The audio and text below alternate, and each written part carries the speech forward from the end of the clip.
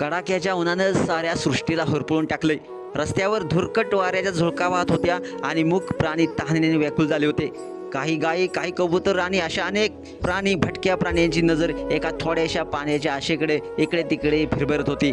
त्याचं ते आर्जव, त्याचं ते असहाय चेहऱ्यावरचं दुःख कोणाच्या काळजाला भिडणार होतं। अशा वेळी एका तरुणाची बाईक रस्त्यावरून वेगाने जात होती, पण नजरेच्या एका कोपऱ्यात त्यानं त्या व्याकुळ नजरा पाहिल्या आणि त्याचं मन हेलावलं। कोणीही न बघितलेली ही तडफड त्यानं पाहिली आणि बाईक वळवून जवळच्या एका दुकानाकडे त्यानं धाव घेतली।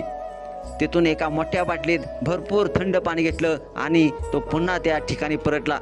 एका रिकाम्या भांड्यात तो प्रेमाने पाणी ओतू लागला, जणू तहानेने त्रासलेल्या जीवांसाठी त्यानं अमृतच आणलं होतं। लगेचच काही सेकंदामध्ये गायी, कबूतर आणि छोटे छोटे प्राणी त्या पाण्याभोवती जमा झाले। त्यांची भीती आणि अस्वस्थता हळूहळू निवळू लागली। त्याच्या डोळ्यातल्या कृतज्ञतेची चमक पाहून त्या तरुणाच्या मनात एक अलौकिक समाधान दाटून आलं।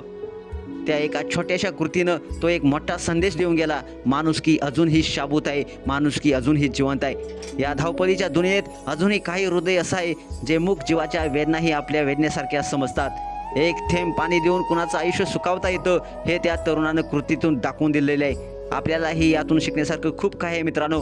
माणुसकी दाखवायला मोठे प्रयत्न लागत नाही, लागते फक्त थोडीशी करुणा, थोडासा वेळ आणि एक प्रेमळ मन।